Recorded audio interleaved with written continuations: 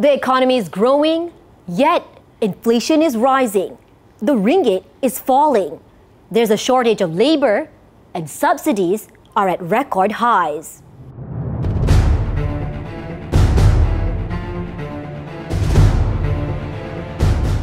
Will this be an election budget, meaning goodies for all across the board, or will it be one to solve our economic problems, even if it brings pain in the process?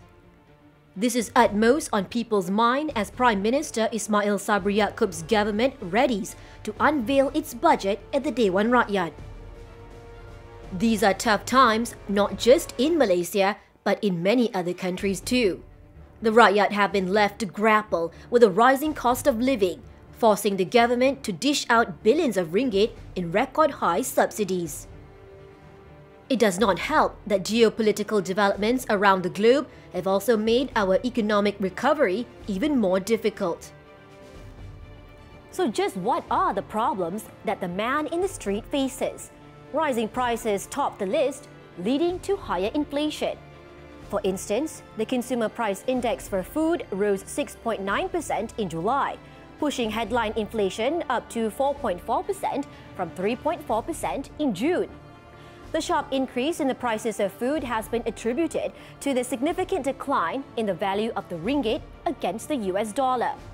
At the time of this video recording, the ringgit was 4 ringgit 63 cent against the greenback. Fortunately, it's not all doom and gloom. The economy expanded at an impressive rate of 8.9% in the second quarter, up from 5% in the preceding 3 months, underscored by strengthened domestic demand and a steady recovery in labour market conditions. Private consumption rose, and so did fixed investments.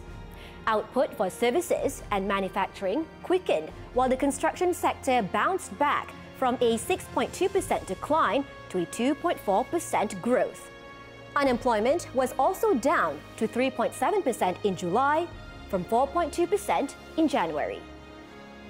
Even so, it's not smooth sailing all the way, not yet. Small and medium enterprises are still grappling to get their business operations back to full swing, and so are plantation and construction companies. The National Recovery Council has called for another round of loan moratorium for SMEs, but questions persist if banks can afford to absorb another temporary freeze on loan repayments. The government also needs to deal with the crippling shortage of labour in sectors that depend almost wholly on migrant workers. Even the services sector is feeling the labour crunch. Restaurants have cut back on their operating hours. The solutions will be as costly as the problems are difficult. For instance, the effort to mitigate the spike in food prices alone will cost the government up to 80 billion ringgit in subsidies this year, a record high. A more targeted subsidy mechanism has been proposed and much talked about, yet little has been done. Perhaps the government will provide some clues in Budget 2023. Many will also be looking to Ismail to deliver on his pledge that Budget 2023 will not marginalize the Indian and Chinese communities, a challenge in itself given the disparity seen in Budget 2022.